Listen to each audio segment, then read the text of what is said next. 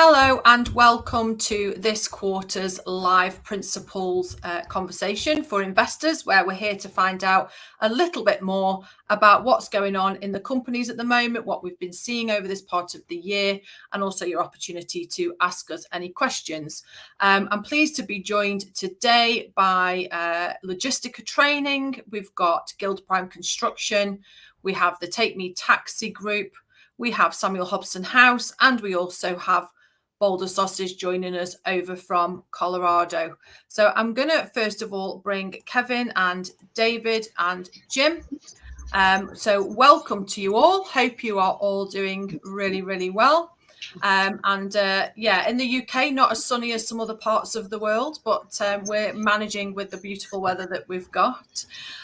So I thought, first of all, we'd start just updating investors a little bit with what's going on in your industries at the moment. So if I come to you first, Kevin, just tell us about what you're seeing in Guild Prime, what we're seeing in construction in the UK at the moment. Yeah, constructions continued to be really buoyant. It's been a busy year for us so far, and pipeline is just still incredibly strong. We're in a great position where we're able to sort of turn down tenders at the moment. We're selecting the tenders we want to work on. It's more in the luxury market. The luxury retail is starting to boom again. High-end prime residential is going crazy. There's some fantastic properties that we're looking at. We've run some amazing projects. There's lots more in the pipeline. And with our stadium, we're doing lots of Premier League clubs at the moment.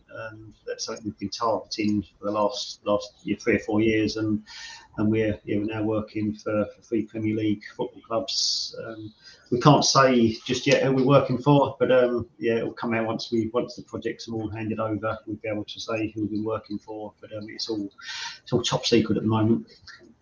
Well, that's all right. Top secret's good because we like nice surprises when they come. Yeah. So just tell us a little bit as well. Obviously, for construction, they've been finishing off projects that maybe started before the pandemic and wrapping those up. Are we now starting to see the end of those types of contracts? And what was the impact for you guys of those coming to an end?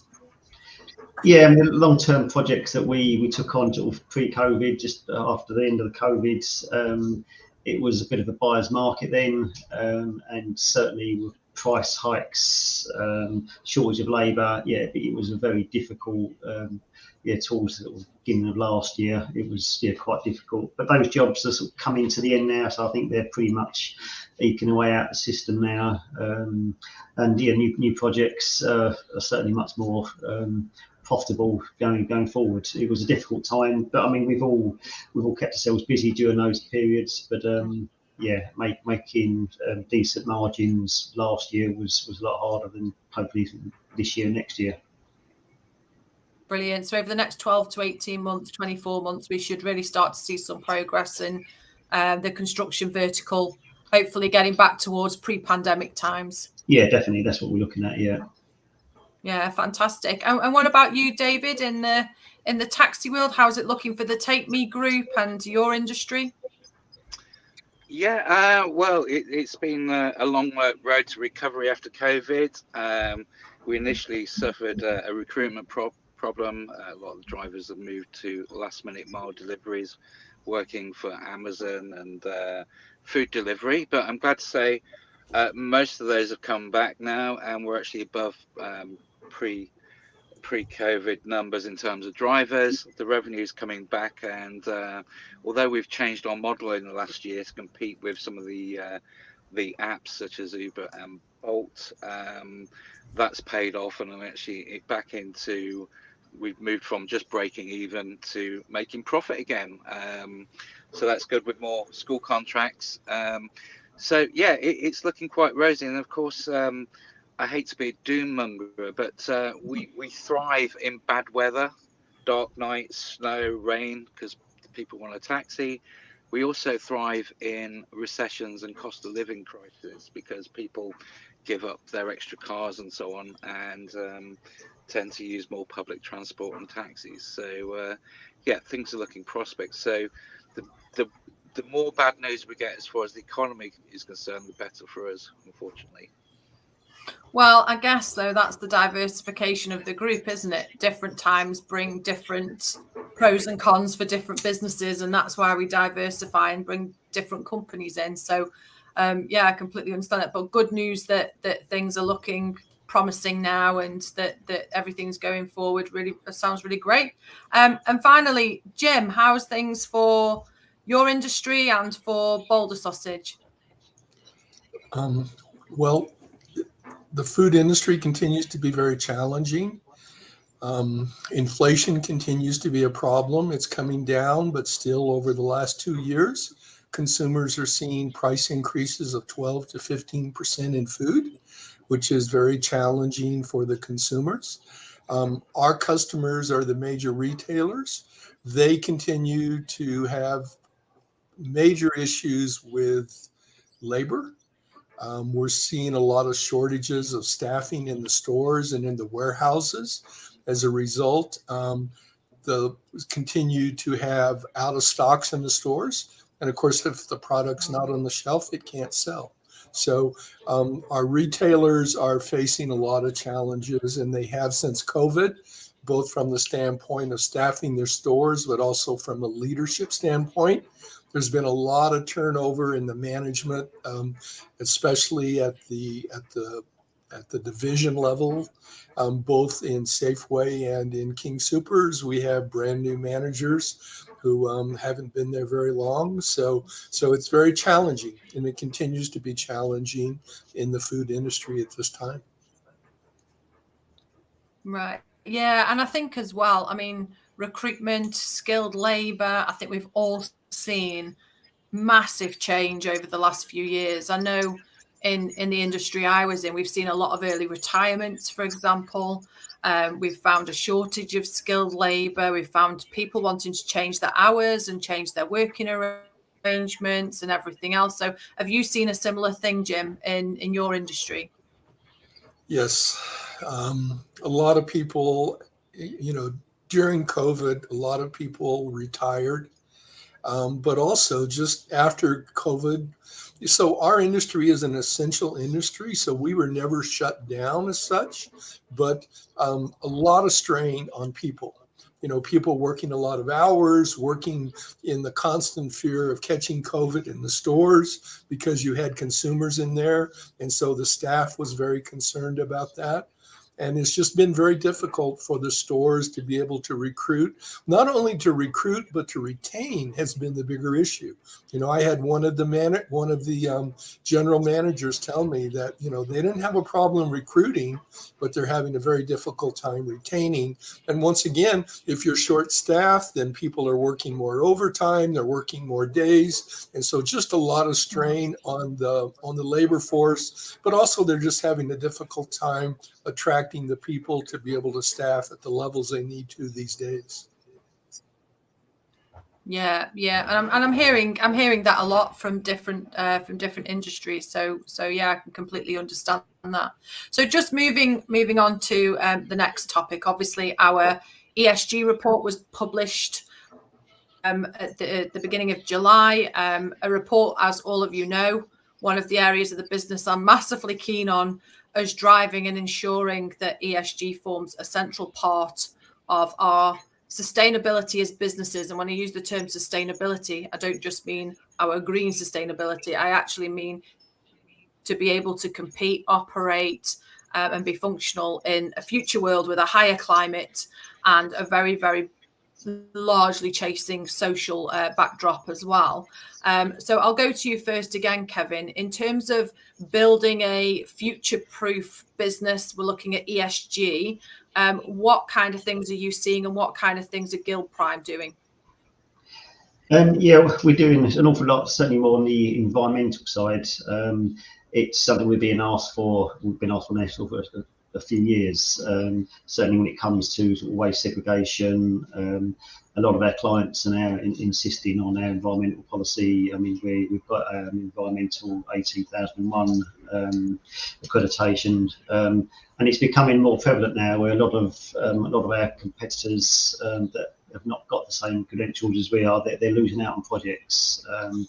So more so in probably the retail market and some of the stadium builds we're doing.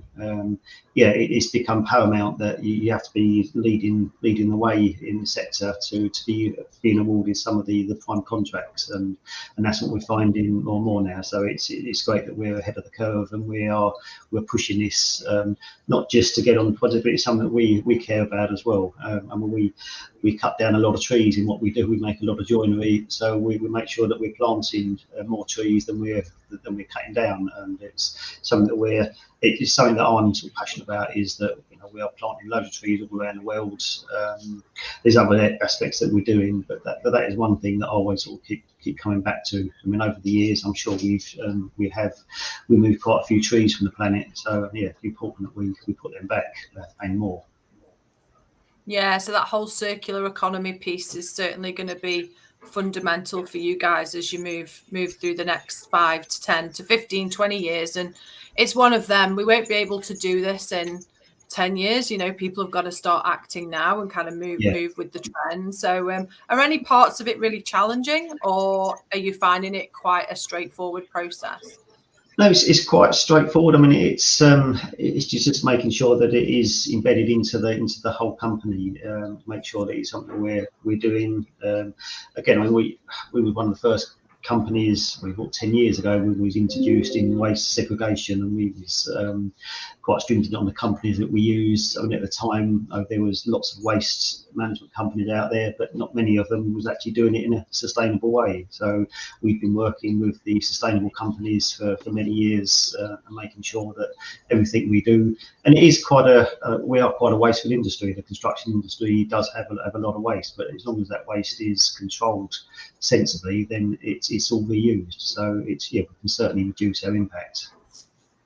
Brilliant, and great to hear you working with your supply chain, because they're absolutely fundamental to making a lot of this change happen. So David, ADT and the Take Me Group featured a lot in our ESG report. And it's great to see a taxi driver in his car, by the way, for this call. That's absolutely fantastic. Yeah. Obviously, I did mention there was a recruitment problem, so I'm just waiting for we have obviously moved across to electric and hybrid. In fact, I think that's there a we Tesla. go. There we go. Right. So I'm being very good to the environment as we speak, and you can't hear a diesel engine revving as I'm sat here waiting for my fare. But no, I think it's been quite easy for us to move across to hybrid and electric, mainly because of the cost of traditional fuels, petrol and diesel, or gas, as you might call it in the States. With the price of that going up per litre or per gallon, it's naturally helped us or assisted us to migrate drivers across to hybrid and electric. So something like a wild stat now is about 80% of our fleet is hybrid. And actually, we're moving beyond that now and trying getting them into fully electric vehicles. What's held us back on that really has been the cost of the vehicles, which is now coming down as more models come to the marketplace, and the infrastructure. But actually, the infrastructure is getting better. I'm in a car park now, and if I spin my camera around, just over there's an electric thing. This is a council car park. So they are popping up, but of course it's the speed and the reliability of the network. So we're encouraging drivers to get into electric vehicles and assisting them by installing some electric points actually at our bases, because not everyone is lucky enough to have a drive to park their vehicles. Some drivers live in apartments or street housing, so not always easy. But I think they're seeing the benefits. That we're picking up more contracts because of our green credentials. Plus, they're enjoying the fact that obviously they're not having to spend a fortune on fuel anymore. But the one negative side is the software we use to dispatch our vehicles isn't linked in yet to the actual vehicle. So you might have something where you get this range anxiety. So I mean, this thing's saying I've got 250 miles. In reality, it might be 220, depending on the load and the weather conditions. So if the vehicle was attached to the dispatch software, because we go into automatic dispatch, then the software would know actually the driver can't do that job because he hasn't got the range. So there's a few things we're waiting for, but it will come with time. But the good thing is it's moving in the right direction. I think 80% of your fleet being hybrid is a massive achievement, and I very much doubt that many organizations like yours could actually say that that's where they are right now. So I definitely think you're ahead of the curve, and really great work doing by your team, because I would imagine operationally there's barriers. There might have been some negative views, you know, around changing to electric. People generally don't like too much change. So it sounds like you've done a fantastic job. I don't know if you experienced any of that when you were putting these things in. Yeah, I mean, the older we get, the less we embrace change. I mean, youngsters embrace change all the time. They get excited about it, but we like our old pair of slippers and we like that comfy chair we sit in. But sometimes change is good. It's for the benefit, and it's just motivating people to see the benefits. So, and actually, as I said earlier, the benefit to this was it's actually, you know, it cuts down a driver's overhead because they're self-employed. So yeah, if they can save on their overheads, they're making more money, which you know, is good for them and their families. Yeah, fantastic. And Jim, coming to you just on the topic of ESG, I know when I was over visiting Boulder Sausage, I was absolutely blown away by the lengths you go to ensure the waterways are safe. And for you, you were really humble about it, as in, this is just a day at the office for us. This is what we do. But I found it absolutely fascinating. I would never have known, you know, that as a manufacturer you were doing that level of work without visiting. So from an ESG perspective, what kind of things are you working on? What challenges do you foresee going forward? So we have a lot of opportunities in manufacturing to minimize our impact on the environment. We reduced our transportation footprint over the last several years. We used to actually deliver to every one of the grocery stores. We now go to the warehouse. And so we deliver our product to the warehouse. So we went from having 7 trucks on the road every day to today we have 1 truck on the road every day. So we reduced our transportation footprint significantly, and then we let the warehouse deliver the product along with all the other products. So in the food industry, we have a lot of opportunities in the transportation area. Also, in terms of wastewater, we actually separate out our gray water from our others so that we minimize that and we make sure that doesn't enter into the system. Packaging is a huge opportunity. There's a lot of waste in packaging. We made a major investment of almost $300,000 over the last 2 years to upgrade our packaging systems in order to try to eliminate styrofoam from the system, but also to try to minimize the packaging. And it's something we continue to work on. The other thing we do is in the food industry, because we deal with a perishable product, there's a lot of waste in our industry just from the fact that food only has a certain shelf life. And so one of the things we do is we try to maximize the amount of shelf life we have through modified atmospheric packaging, but also on our side, we try to make sure that we try to minimize the amount of waste. And the other thing is just normally in manufacturing, you're going to have overruns, you're going to have excess product. Well, we make sure that we take that product and we donate it to food banks, to homeless shelters, to other kinds of shelters, so that we make sure that we don't waste that food, that it ends up being able to be utilized in the community. And the entire food industry is really focused on this now. A lot of the major grocery chains are actually using their perishable product, and after it's no longer what they would consider prime for sale, then they're giving that to food banks too. So the entire food industry recognizes that we have a lot of opportunities and we're constantly working on those. So we're also very fortunate in Colorado. Our electricity already, our energy provider is over 40% wind and solar in Colorado already today. And so we're very fortunate in that arena as well. Wow, that's the joy of living in such a beautiful place as well. I guess you've got mountains and get every kind of weather that you could possibly imagine there. A lot of sun, a lot of wind. It's all you need. It's all you need. So, I mean, when I was there, I did see how you were giving to the food banks, and during a cost of living crisis, I imagine they've been under more pressure than ever. So it's absolutely incredible to see that organisations like yours are really considering how you can have a positive impact there. So I think that's fantastic. Right, so the next topic I wanted to touch on before David has to duck off was around the Principals meetup, because obviously since the last investors event we've had our Principals meetup in London. So I'll start with you, David. What were your takeaways around the meetup, and what kind of collaboration could you see evolving from there? Right. Well, to be honest, it was my first real life outside of the perimeters of video meetings, real life meeting with some of my fellow principals. So it was great to meet people like Jim and Kevin in person, because to me they'd lived in these little boxes on screen. And you know, I sit there admiring Jim's interiors for the last 2 years. Sorry, and Kevin's as well. He's gone very green, I see. Yeah, so it's great to bounce off people and feel part of a team in reality.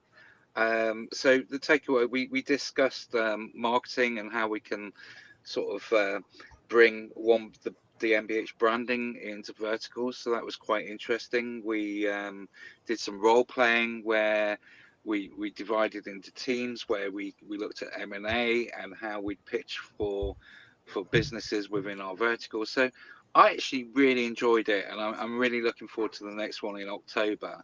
And to be honest, it was something in my diary that I thought I don't really have time for, because we were extremely busy. But having actually attended, I really enjoyed it, and certainly will be making time for it and not seeing it as just a date in the diary. It's something I'll look forward to for the next one. Yeah, that's good. We do get caught up in the day to day for sure. So I'll let you go, David. Thank you for your time and jumping on for the first half an hour. That's fantastic. No problem. My fare's here now, so yeah. I wish everyone a prosperous meeting. Back to work. Back to work. All right. Bye. Take care. And Jim, you travelled all the way over from the US for the meetup, for the Principals meetup. What was your takeaways, and what things do you want to take forward from that event? Well, yes, I had a little bit longer trip than the rest of you from the UK. So, but yeah, you did. I enjoyed it. So it was my first live meeting, and like David, it was really nice to be able to get time to sit down and talk to people like Kevin and David and Ian and Mark and Vicky, and just, you know, a lot of people, and just to get to know them. And I came away very impressed by the integrity and the way all of them work in their businesses. But also, it was probably the most productive 2 days that I've spent in a long time in a meeting. I find that most meetings are not very productive, but you know, you did an awesome job of, you know, bringing Chris in and staging, you know, doing the training, and then spending the next day on strategic planning. So I found it to be very productive. I look forward to being able to have more sessions like that, where as principals, we all have a chance to get together and get to know each other, figure out ways that we can work together, but also figure out and plan the strategic direction of MBH. So. Yeah, and I definitely think you can't beat face to face, can you? For that kind of collaborative working, you have to get in a room together, get to know each other's strengths and what everybody can bring. And yeah, and I agree, it was a fantastic day. And what about yourself, Kevin? I know the construction vertical have have carried on as a team beyond the principals meetup. So what have you been working on? Yeah, it was a great couple of days. It's the same as Jim and David. It was really great just getting face to face with everybody, and it's something we're doing more and more now. Certainly with all our staff, I know we still have a fair amount of home working, but we certainly do get a lot more productivity out of everybody when we're in the office working together. So that's something we're working on. But yeah, great working with all the construction guys. We've continued having fortnightly meetings. We're working on ways of how we can collaborate with each other. Certainly, it's obviously we've got most of the construction companies in the UK, but we do have construction companies in New Zealand and Australia. It's more difficult to collaborate with those. Although now we'll speaking regularly, we certainly can help the guys overseas. But in the UK, yeah, we're working together how we can save costs amongst us. We're looking at sharing buying resources. We've all got our own buyers. We're looking at how we can combine those resources. Looking at putting together some cost savings of different markets where we're buying different materials from. So we're getting that together. Same with accounts as well. We're trying to help each other in accounts processing and ways that we can cut costs there. And we're also looking at insurances across the whole group. So we've been in the group now for a number of years, and it's taken us a little while to get together and start looking at ways that we can cut costs together. And it's been great for the construction. And in the UK as well, I mean, we've all got different, we all get different contracts, and we all have different people different consultants we use to review the contracts, but we're also looking at trying how we can get that together. We've all got our own experiences, and just putting that down on paper and looking at how we can just structure the contracts in a better way for us as a group rather than all doing it individually. So for the construction side, it's been good. Yeah, and it's been a joy to watch, actually, because I think with the construction vertical, because you've got a number of businesses in, you're now starting to take shape as a how can we work collectively as a vertical in line with the group plans. And some of the conversations I was hearing, for example, around acquisitions was, well, we don't want to just go out there and acquire anything. We want to acquire businesses that add value to the vertical and add value to the businesses in the vertical, which I think was a real great thing to hear coming through from that group.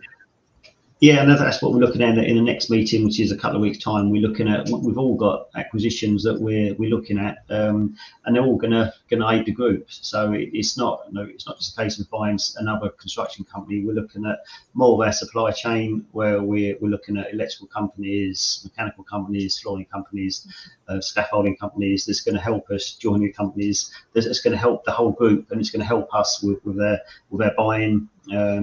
The companies that we're looking to acquire, I mean, they're going to get a great positive impact as well, because they're going to get a combined resource where we're all going to be buying from them. So it should be a win-win situation. And it's going to take time to develop those companies, but we hope by the end of this year we'd have some of those acquisitions in place.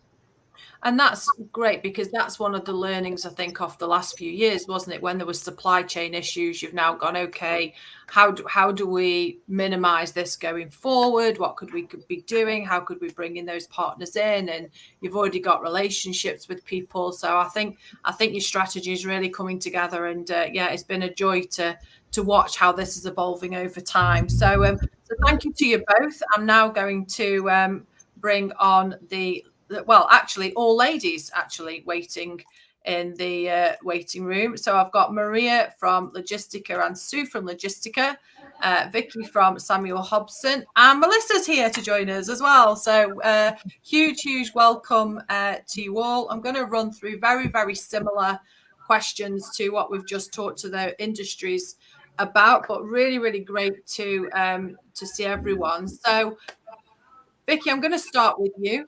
Tell us a little bit about what you're seeing in your industry at the moment, what's happening in Samuel Hobson. Be great to hear about what's going on for you.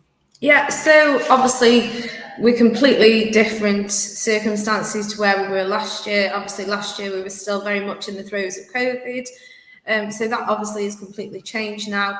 There is very little restrictions on us now. So we're back to normal visiting. Staffing's back to normal. So there's no requirements to test or anything like that. So we are back to normal now, which is great, you know what I mean? It's really good. So in terms of Samuel Hobson, what I've noticed over the past, I would say perhaps 6 months, we're attracting more of the private clients into our home now. So predominantly last year, we were around 75% social services, 25% private. That has turned around, so it's the opposite way around now. Not something that we've done ourselves, you know what I mean, but we have improved on our marketing and everything like that. And it just goes to show word of mouth as well. So we have got a really good reputation within the area, and that's something that we just, you know, keep putting out there. So yeah, so no, the occupancy is really good at the moment. And yeah, now the COVID restrictions are completely lifted. We can have entertainment back in, staffing's back to normal. So yeah, we're all good here now. Good. And I think you're being very humble when you say it's not much because of what we've done. It's exactly because of what you've done. Yeah. You've been really working hard to build the reputation of the home, get yourselves out there, you know, and that word of mouth, I think, particularly in an industry such as care, people do want to put their relative in because another person's had a good experience there, because it's a big decision for people. Yeah, so I think as well what goes really well for us here is our staff retention. I mean, some of our staff have been with us since the day the homes opened, and that's quite a lot of staff really that have, you know, that we've retained. So during the times where people were struggling with recruitment and retention, we were sort of like, oh, you know, we're not in that situation. I almost felt a bit, you know, bad for those other companies going through, but that is something, you know, with the things that we put in for the staff, we are almost like a family here, and that is something that we continue to do. Yeah, no, I think you've done an incredible job there, and I think making massive progress. So it's really great to see. Melissa, how's things for your business and what's happening for you over there? Always super busy as a mum of 8. So we're outside of just business, but yeah, how are things going for you? What kind of things are you seeing in your industry? Lots of changes. Real estate. I'm on the real estate investing side, so the market's shifted. So that's always a great thing for us because we're opportunistic. And so when there's a downturn, we thrive more. So COVID's been challenging on 2 fronts. One, keeping the staff we had, but the real estate went over and above. And so now with it kind of calming down, we were able to successfully do a merge. So it's effective July 1st. So I'm very excited about that. We were able to acquire 60 new agents. We also, modifications and short sales have started. That means people are defaulting on their mortgage. So our organization comes in educating the public on how to save their homes. And so we're able to be very effective in that. That's part of our social impact.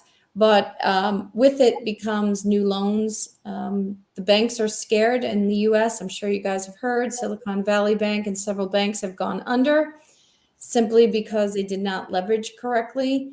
They had cash, they just didn't leverage that well. And so the commercial market has taken a big hit. That again gives us more opportunities to do loans. So in the last 2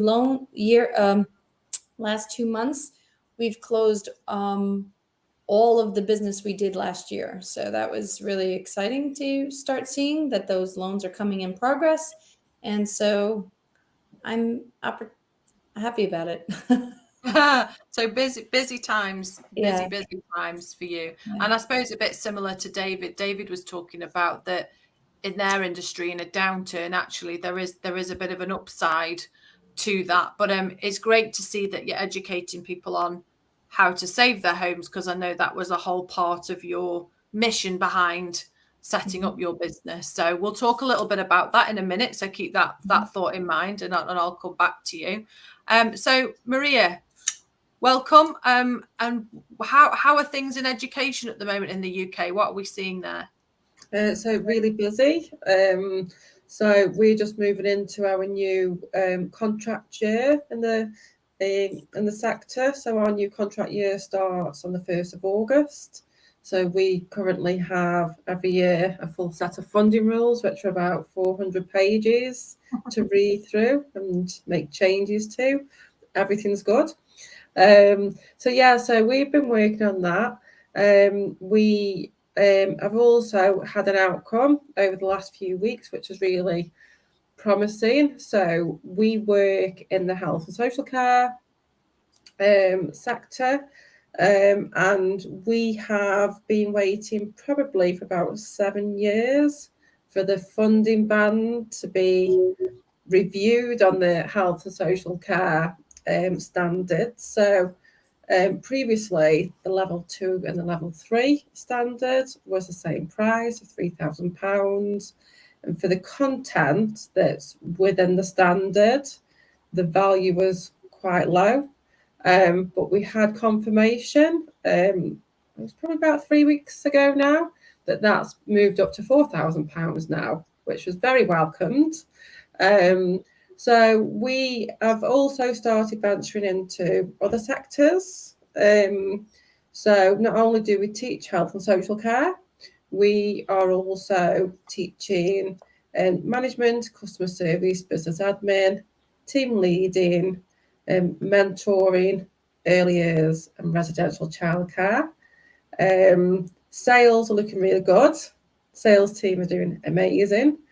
And we're also waiting for outcomes of some other contracts, take us into the new contract year, really. But everything's looking good.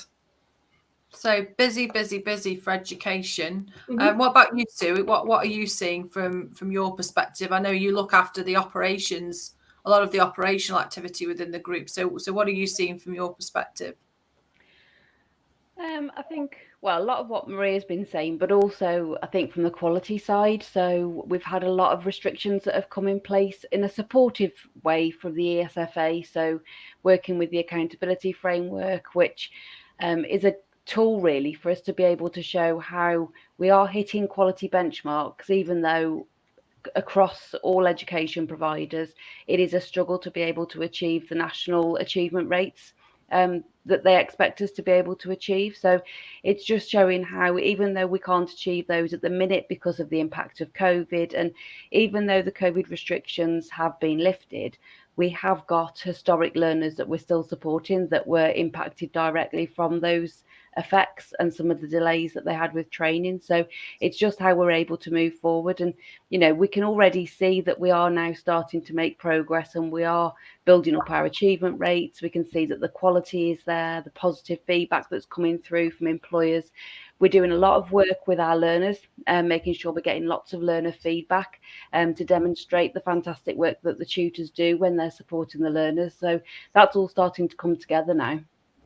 Yeah, I think for education, we're for a period of change, definitely. I think this vertical, I can comment on this because this is my background, so this is why I always feel, yeah, and I can understand. I think we're for a lot of change. I think as the government starts to look at their investments, their budgets, where they're putting money, we've got elections coming up in 2024.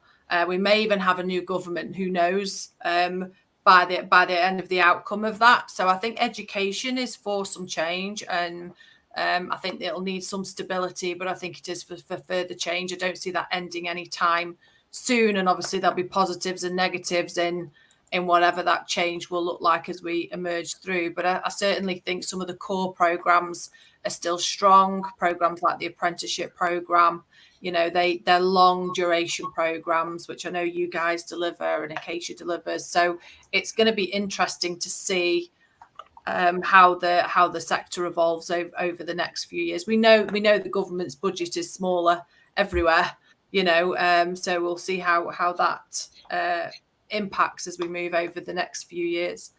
So yeah, really, really cool. So with the next thing I want to talk about, as I did with the previous team, was just around our ESG report that was published first week of July. So I'm really, really keen to understand from your perspective what kind of things you're doing in your business, why you think these things are important, what kind of changes do you think are going to come forward, any challenges, anything you want to talk around ESG and what you're doing. So Vicky, I'll come to you first. Obviously, you've got a massive property that you house people in. So what kind of ESG challenges and initiatives are you working on?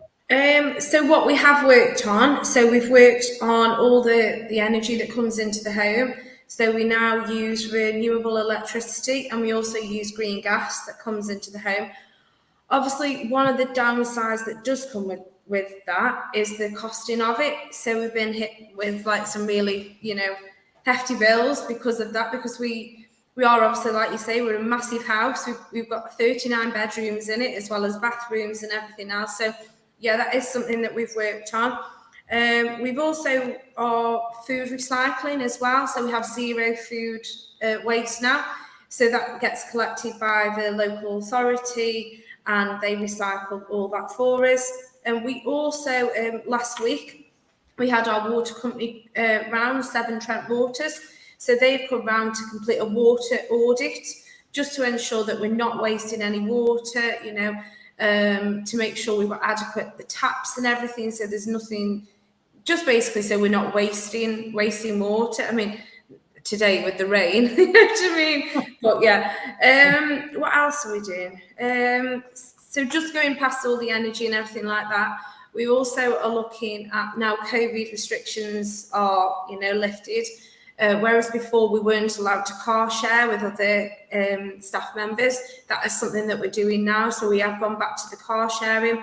A lot of the staff during COVID took up cycling. So that is something that we're encouraging the staff to do and supporting them with that. I'm trying to think if there's anything else. And our supply chains as well. So that's something that we've looked at. That's a recent thing, and it's something that I continue to look at. So it's ensuring that where we get our supplies from, they are working to a sustainable standard as well. Wow, a lot of work actually, and really aligns with the MBH journey as well, moving from looking at scope 1 and 2, which are direct emissions, to now looking at your supply chain and your indirect emissions, which is where the piece of work needs to be done for us as a group. So it sounds like some great initiatives. And obviously socially you provide, health and social care for people, for your community, your team. So great to hear about all the good work that's going on there. And what about yourself, Melissa? What's ESG meaning in the real estate world? Yeah, we don't really carry like expenses as far as like gas and all that. But where we really do is the social impact is housing, right? So in the US, you can actually attain a mortgage with less than 3% down, and which promotes home ownership, but it also gets people into debt very quickly. And so we have a massive issue with people losing their homes, especially in markets like New York, where we're located, in Connecticut. And New Jersey.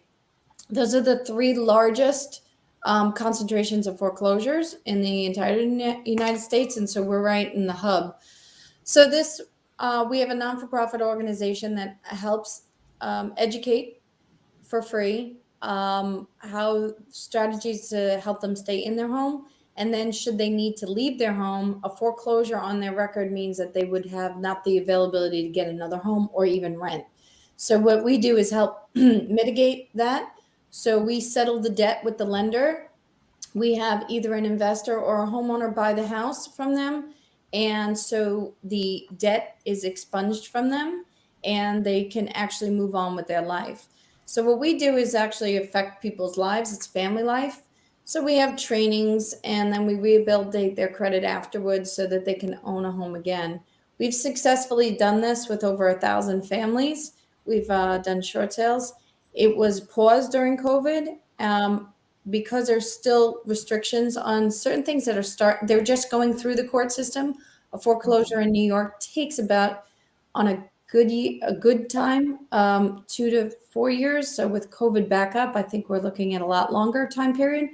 But the foreclosure notices have gone out and they're now in the legal process. So now they're scared. They don't know where to go. So we just revamped up our educational system, and starting September, we'll be doing that. And even during COVID, there was some situations that came up that we were able to help homeowners. A lot of deaths, unfortunately, and this is more of a women's issue, but usually a man will put the house in his name, even though they're legally married, and don't put her on the deed. When he passes away, she's actually not entitled to the house. It's a very big, long legal process. So I've been helping. I helped 3 women through COVID actually keep their homes. So that was really important too. So those are some of the social impacts we do on our side.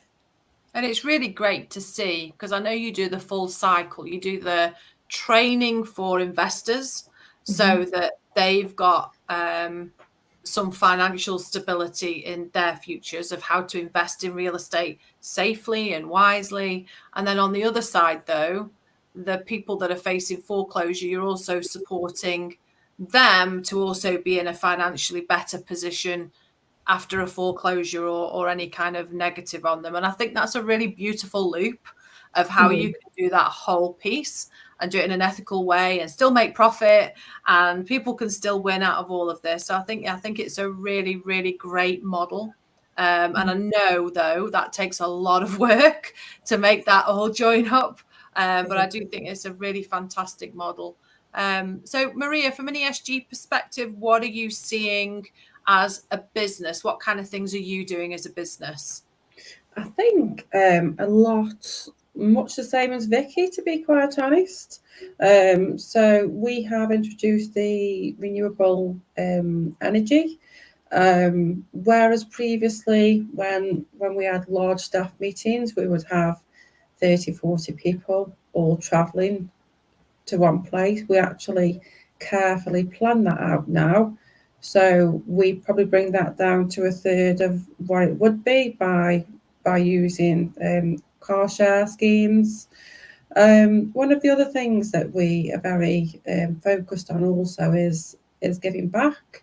So we will use kind of set milestones for certain things are achieved, such as sales targets, great feedback, and so on.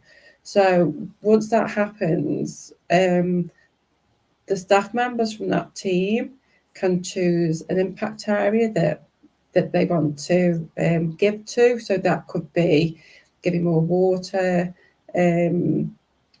donating meals, providing teaching, but they are absolutely amazed of all of the areas that they can actually give to. And we can see where that's going and know that we're doing good. Yeah, so really filtering that impact right through your business culture, as opposed to it being just an action at the end of the year. You're actually threading it through all the way through your culture. Yeah. Fantastic. And Sue, thinking about your industry, my belief that education is the answer to, or a big part of the answer to, resolving environmental and social issues, in the sense that if we don't know and we're not aware, we're not educated, we don't know what to do, and we don't know how to behave, and we don't know how we can have a positive impact. But how do you think education's going to change over the next decade, maybe, around delivery of education around environmental issues and things like that? What we saw from the updated apprenticeship information from last year, where ESG plays a big part in awareness. So how are training providers making apprentices aware of what they contribute towards the environment, what actions they can take that can help and support ESG moving forward, and also what are the key areas of ESG, and just explaining it in more detail. And we've been embedding that into our apprentice reviews now, and they the tutors set projects for them to go off into their company, and they find out where what are they doing to save on energy, what are they doing to make sure that where they are getting their water from or transport, and how are they making sure that actually supports the ESG mission moving forwards. So there's lots of information coming through our learner reviews now where they are identifying more awareness of that. And as the government do more promotion on this as well, it just raises more awareness for the learners to move forward. And also because some of the learners that we work with are the level 4 and level 5, so they're the managers of care homes, and they're leading their own teams, they do have more ownership of decision making within the business so that they can put things forward in the business to help as well. Fantastic. Never underestimate the power that education has to make the change, because these people are the future of, they're the ones, you think about it from an apprentice's point of view, they're going into the businesses, they're the future for that business, they're the future leaders in that business, and they're taking this knowledge and they're applying it, they're absolute change makers. And I look forward to the day the UK government actually enforce this and put something into a framework somewhere to say, look, how are we doing this? It's a massive missed opportunity. It drives me insane. But really, really great to see that you're getting ahead of the game and doing that now and making those changes. And I think that's what we need to do. So just moving on quickly to our final topic, we did have the meetup. And I'll start with you, Melissa, because you made the massive journey all the way from the US, just as Jim did, to come and join us in London. But what were your key takeaways from the get together with the company owners? Just so powerful when we're all together, and there's a very strategic plan for that short time we're together. It's amazing how much we can accomplish. I think there was a handful of people that could not be there last time. So this was the first one. I think literally everybody was there. Or some representative of every company. And it was very good to see the direction we're going and collaborating and creating those verticals, not only for just support, but a vision within a vision, right? So it's our plan here in the US, but now I feel much more connected to you guys in the UK. I know on the educational vertical, we're going to go there, and it'll help me eventually in the future get the real estate vertical growing as well, because we have this vision and support team behind it. So I loved it. It was great. And I think it was a great opportunity to talk about the different opportunities and challenges that the different geographies create. And I think that really came out of it because, very often the UK companies, the UK isn't a very big place either. Most things are not more than a couple of hours, that we talk a lot. So I think it was really good to get an understanding of what you guys are seeing, what would help you, what you need to go forward, and how the group can also take those forward and work with you to hopefully help meet your objectives. And just to give a specific example, which I think might help the investors, us collaborating, right? What does that actually mean, right? So collaborating was, for me, seeing it from the other side of the pond, saw how exposed we are for government contracts. Whereas I saw an opportunity because on my side of the pond, education is very, very easy to sell. It's not regulated by the government, and it's very profitable. So just seeing not only exposing a weakness that we have, but also seeing a solution and an opportunity we can double down on, which is what we're doing with our meetings now going forward, is really helpful in the actual collaboration and growth. So it wasn't just in theory now, it's actually taking place. So I thought that was really good. Yeah, no, that sounds fantastic. And what about for you, Vicky? What did you take away from the meetup? Sorry, it was a really good few days. It was really, really productive with everybody there. And I think it was like David was saying, like normally we used to seeing each other in a little box on a screen. So to have everyone there, it made just such a difference and such an impact to everyone. And I think as well as everything that we learned and everything that we took away from it, I think it was the relationships that we built up whilst we were together. So we weren't just like sort of in our own verticals, in the corner talking with one another. We all just mingled with one another, and it was so great to hear what all the other different companies are doing within the group. It was really good and really productive. You can definitely take ideas industry to industry as well, was one of the things I was listening to. And what was really interesting was there's some areas that despite your industry and your vertical, you all agreed on. We'd like to see this, and you all independently came up with a list of what you'd like to see. And some of those items on there were all exactly the same, regardless of industry, which really helps MBH knowing where to go, what needs to happen next, what's the top priority for us as a group. So what about yourself, Maria? What was your key takeaways? I think, first of all, similar to everybody else, and I mean, I love using Zoom and Teams, and seeing everybody on screen is great, it saves time, but seeing people in person is totally different, and it's amazing. So this was my second meetup. So I think from what I took most from the meeting is moving forward. So we all know where we are now. So, at the point of us meeting up, we all knew where we were, but now we have a clear plan moving forward of how to further grow. And just having that clear planning, something else to work towards. I think that was my key takeaway. Clearer actions moving forward, and carrying on building, really. Yeah, and I think that we've had a very, very I think bouncy would be the word I'd use.